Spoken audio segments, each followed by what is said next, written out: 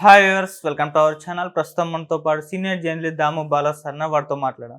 నమస్కారం సార్. నమస్తే. Sir, YCP MP and Peddireddy Ramachandrareddy కొడుకు మిథున్ రెడ్డి అరెస్ట్ అవ్వడం జరిగింది సార్. మరి అరెస్ట్ గల కారణాలు ఏంటి? దీనిపై మీరు ఏం చెప్తారు సార్? చెప్పేది ఏముంది, డే వన్ నుంచి రివెంజ్ జరుగుతుంది. అందులో భాగంగా పొంగనూరులో ముందు నుంచి కూడా పెద్దిరెడ్డి రామచంద్రారెడ్డి అడ్డ.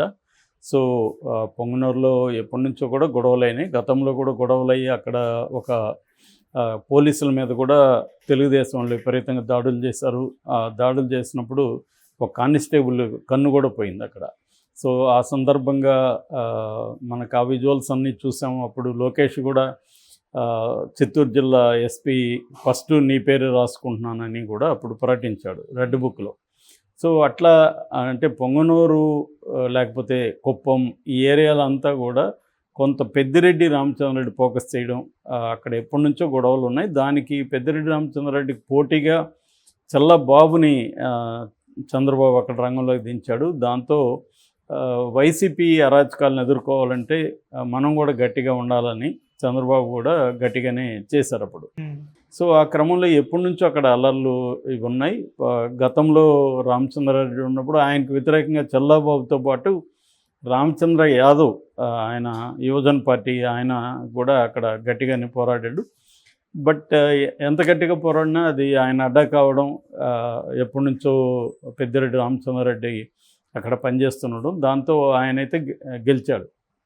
అయితే గెలిచిన తర్వాత ఆయన పొంగనూరుకి ఇప్పటి వరకు రానివ్వలేదు. సో ఆయన వస్తే పెద్ద ఎత్తున అల్లర్లు జరుగుతాయన్న వాతావరణం క్రియేట్ అయింది. దాంతో పోలీసులు ఆయన్ని రావద్దని చెప్పారు. సో ఆయన కూడా మనం వెళ్ళి ఇప్పుడు గొడవలు చేసి అనవసరంగా ఇదవుతుందని ఆయన కూడా రాలేదు. అంటే తన గెలిచిన సొంత నియోజకవర్గానికి ఎమ్మెల్యే పోలేని పరిస్థితి అయితే పొంగనూరులో ఉంది.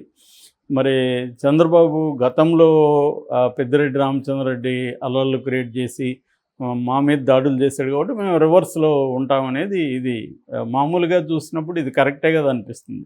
గతంలో వాళ్ళు చేశారు, ఇప్పుడు మేము చేసాము. సో నెక్స్ట్ మళ్ళీ వాళ్ళు చేస్తారు కదా. ఇక్కడ దీనికి ఎండ్ ఎక్కడ అనేది లేదు యాక్చువల్గా. సో ఎక్కడో చోట ఫుల్ స్టాప్ పడాలి కదా ఈ వైలెన్స్కి, ఈ సర్కిల్ ఆఫ్ వైలెన్స్కి. ఇది ప్రాబ్లం బేసిక్గా. సో ఈ క్రమంలో ఈరోజు పెద్దిరెడ్డి రామచంద్రారెడ్డి కొడుకు రాజంపేట ఎంపీ, తను కార్యకర్తలతో సమావేశం అవుదాం అనుకుంటే ఆయన్ని హౌస్ అరెస్ట్ చేశారు.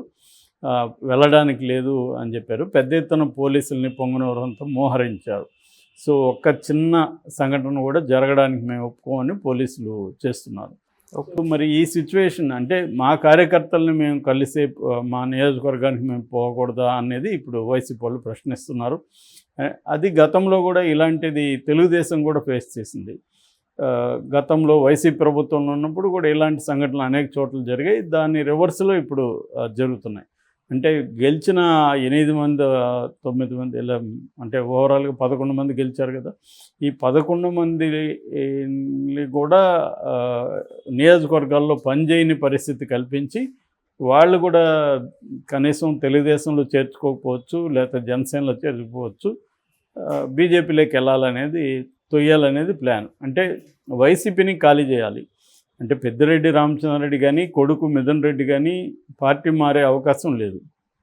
కాబట్టి వాళ్ళని ఏం చేయాలంటే కదలనీయకుండా చేయాలి. సో అక్కడ నియోజకవర్గ ప్రజలతో టచ్లో లేకపోతే నెక్స్ట్ అక్కడ వాళ్ళు గెలవడం కష్టమవుతుంది. ఆల్రెడీ పొంగనూరులో 13 మంది కౌన్సిలర్లతో సహా చైర్మన్ వెళ్ళి తెలుగుదేశంలో చేరిపోయాడు. అందుకే కింది స్థాయి నాయకులంతా తెలుగుదేశంలో చేర్చుకోవడం, పై స్థాయి నాయకులు ఎవరైతే స్ట్రాంగ్ వైసీపీ ఉంటారో వాళ్ళు ఎలాగో రారు కాబట్టి కింది స్థాయి నాయకులంతా చేర్చుకుంటే మొత్తం పార్టీని కింది నుంచి వీక్ చేసుకుంటా రావడం. సో ఈ 2 మెథడ్స్, పైనుంచి వీక్ చేయడం, కింది నుంచి వీక్ చేయడం అన్న ఒక మెథడ్ని తెలుగుదేశం పార్టీ అమలు చేస్తుంది. ఇందులో భాగంగానే పొంగనూరు మీద కేంద్రీకరించారు. ఎందుకంటే గతంలో చంద్రబాబు క్యాంటీగా కుప్పంలో పెద్దిరెడ్డి రామచంద్రారెడ్డి కేంద్రీకరించి మున్సిపల్ ఎన్నికలతో సహా లోకల్ ఎన్నికలు అన్నింటిలో కూడా వైసీపీ అక్కడ విజయకేతనం ఎగరేసింది. చంద్రబాబును ఓడిస్తాని కూడా ఓపెన్గా చేశాడు. ఎందుకంటే పెద్దిరెడ్డి రామచంద్రారెడ్డి చంద్రబాబులు వైరం అనేది ఇప్పటిది కాదు, స్టూడెంట్ వేసినప్పటి నుంచి కూడా ఉంది.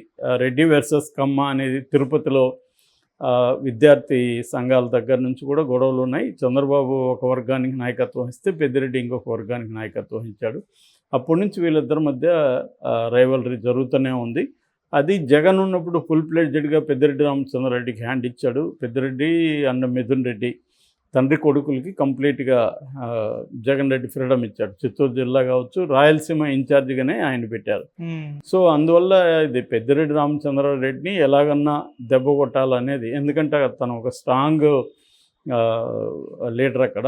సో అతన్ని ఎలాగైనా ఈ 5 ఏళ్లలో బాగా బలహీనంగా చేసేయాలి. అంటే ఓవరాల్గా చంద్రబాబు స్ట్రాటజీ జగన్కి స్ట్రాంగ్ ఫోర్సెస్ ఎక్కడైతే ఇంకా ఉన్నారో వాళ్ళ మీద ప్రధానంగా టార్గెట్ పెట్టి వాళ్ళ మీద కేసులు పెట్టడం, వాళ్ళని ఇబ్బంది పెట్టడం, వాళ్ళ క్యాడర్ ఎవరైతే ఉన్నారో వాళ్ళందరినీ కూడా ఫోర్స్ఫుల్గా తమ పార్టీలోకి చేర్చుకోవడం. సో ఆ విధంగా ఏమవుతుందంటే, మామూలుగా ఇది ఏజ్ ఓల్డ్ టెక్నిక్. రాజుల కాలంలో కూడా సైన్యాధ్యక్షుల్ని ప్రధానంగా దళాధిపతుల్ని వీళ్ళందరినీ వీక్ చేస్తే సైన్యం వీక్ అయిపోతుంది. అదే మెథడ్లో ఇప్పుడు ఇక్కడ కూడా ఏంటంటే, జగన్కి బలమైన నాయకులు ఎవరెవరు ఉన్నారు, ఎక్కడెక్కడ ఎవరెవరు ఉన్నారు, వాళ్ళని ఎలా దెబ్బ కొట్టాలి అనే స్ట్రాటజీతో తెలుగుదేశం ముందుకెళ్తుంది. అందులో భాగంగా పెద్దిరెడ్డిని దెబ్బ కొట్టగలిగితే చిత్తూరు జిల్లాలో చాలా వరకు ఇబ్బందులకు గురవుతుంది వైసీపీ. సో అంటే నెక్స్ట్ 2029 ఎలక్షన్లో దృష్టిలో పెట్టుకొని చంద్రబాబు ఇప్పుడు పనిచేస్తాడు, ఏ పని చేసినా కూడా. ఎందుకంటే ఆ ఎలక్షన్లో లోపల తన ప్రత్యర్థి క్లియర్గా బలహీనపడిపోతే తమకి పని ఈజీ అవుతుంది. అంటే మామూలుగా ప్రజలకి మేలు చేసి గెలవడం ఒక పద్ధతి అయితే, ప్రత్యర్థుల్ని తొక్కేసి ప్రత్యర్థి అనేవాడు లేకుండా గెలవడం ఇంకొక పద్ధతి. అదే పద్ధతి బీజేపీ కూడా నేషనల్ వైడ్గా చేస్తుంది. అందుకని కాంగ్రెస్ ముక్త భారత్ అనే స్లోగన్ ఇచ్చింది. అట్లాగే ప్రతిపక్షాలు లేకుండా చూసుకోవడానికి శాయశక్తులు ట్రై చేసింది. కానీ అది ఫెయిల్ అయింది యాక్చువల్గా. ఎప్పుడైతే ప్రతిపక్షం లేకపోతుందో అధికార పక్షం వర్సెస్ ప్రజలు అనే ఒక కాన్సెప్టు ముందుకు వచ్చింది. దానివల్ల బీజేపీ వర్సెస్ ప్రజలు అనే ఒక దీన్ని ప్రతిపక్షాలు ముందుకు తీసుకురాగలిగాయి. దానివల్ల ఏమవుతుందంటే, బీజేపీ ప్రజలకి ఏం నష్టం చేసిందా లాభం చేసిందా అన్న నెరేటివ్ బలంగా బయటకు వచ్చింది. అంటే రోజువారీ దైనందిన జీవితంలో జీవితం మెరుగుపడిందా, లేకపోతే అధిక ధరలు కావచ్చు, నిరుద్యోగం కావచ్చు, ఇట్లాంటి అనేక ఇష్యూలతో బీజేపీ పరిపాలన సాధారణ ప్రజల్ని ఇబ్బంది పెట్టిందా అన్న నెరేటివ్ని బలంగా తీసుకురాగలిగారు. At the same time BJP నిరంకుశత్వంగా ఉంది, డిక్టేటర్షిప్ వస్తుంది. సో 240కి బీజేపీ పరిమితం అయిపోయింది. సో అదే పరిస్థితి ఏ పార్టీ అయినా విపరీతంగా మిడిసిపడి ప్రతిపక్షమే లేకుండా చేస్తానన్నప్పుడు ఖచ్చితంగా ప్రజలు ఏ ప్రతిపక్షంకైనా దాన్ని గెలిపిస్తారు తప్ప దీన్ని ఓడించడానికే ట్రై చేస్తారు. అంటే నెగిటివ్ ఓటు విపరీతంగా పెరిగిపోతుంది. అది నేను చాలాసార్లు చెప్పాను, ఎవరో కూడా చరిత్ర నుంచి నేర్చుకొని మార్చుకోరు. వాళ్ళు అధికారం వచ్చినాక వాళ్ళు సేమ్ గతంలో ఎలా చేస్తారో అలాగే చేస్తుంటారు. చంద్రబాబు కూడా దీనికేమీ మినహాయింపు కాదు. చంద్రబాబు కొద్దిగా మైల్డ్గా ఉన్నా లోకేష్ వదిలిపెట్టే ప్రసక్తి లేదు. అట్లాగే పవన్ కళ్యాణ్ కూడా పైకి ఎన్ని మాట్లాడినా అతను కూడా రెవెంజీలోనే ఉన్నాడు అనేది మనకు అర్థమవుతుంది. ఎందుకంటే యాక్షన్స్ ఇంపార్టెంట్. ఎప్పుడైనా కూడా ఒక మనిషి కానీ, ఒక వ్యవస్థ కానీ, ఒక పొలిటికల్ పార్టీ కానీ మనం చూడాల్సింది ఏంటంటే వాళ్ళ మాటలు కాదు, యాక్షన్స్. సో అలాగే పవన్ కళ్యాణ్ యాక్షన్స్ చూసుకున్నప్పుడు ఇప్పటివరకు ఆయన ఎక్కడా కూడా ఒక సంఘటన కూడా ఖండించిన పాపాన పోలేదు. తెలుగుదేశం వాళ్ళు దాడులు చేస్తున్నారు, జనసేన వాళ్ళు దాడులు చేస్తున్నారు, చివరికి జనసేన వాళ్ళు తెలుగుదేశం వాళ్ళ మీద కూడా దాడులు చేస్తున్నారు తన సొంత నియోజకవర్గం పిఠాపురంలో. అయినా ఇప్పటివరకు ఆయన ఓపెన్గా ఖండించింది లేదు. తనకి ఎప్పుడు కూడా తన మనుషులు ఎవరు దాడులు చేసినా ఖండించిన చరిత్ర ఇప్పటివరకు లేదు. ఇంతకుముందు కూడా ఈయన అభిమానులు, ఫ్యాన్స్ విపరీతంగా రకరకాల కత్తి మహేష్ లాంటి వాళ్ళ మీద అంతా కూడా దాడులు చేశారు. ఆయన హీ నెవర్ కండెమ్డ్ పబ్లిక్లీ. ఎప్పుడు కూడా అతను ఖండించలేదు, వాళ్ళకి బుద్ధి చెప్పలేదు. సో అతను ఇది ప్రోత్సహిస్తాడు. అంటే ఒక మిలిటెన్సీగా ఉండాలి తన మనుషులు అని అతను అనుకుంటాడు. సో అందువల్ల ఖచ్చితంగా ఇది వైసీపీనే కాకుండా మనం అనుకుంటాం వైసీపీకి తెలుగుదేశానికి గొడవ అని. ఇది వైసీపీకి తెలుగుదేశం మధ్య ఇష్యూ కాదు, ప్రజలకి అధికారానికి మధ్య ఇష్యూగా మారిపోతుంది. ఎందుకంటే ఫైనల్గా సఫర్ అయ్యేది ప్రజలే. ఇప్పుడు పొంగనూరులో 144 సెక్షన్లు పెట్టి నిర్బంధం పెడితే అక్కడ ఉన్న ప్రజా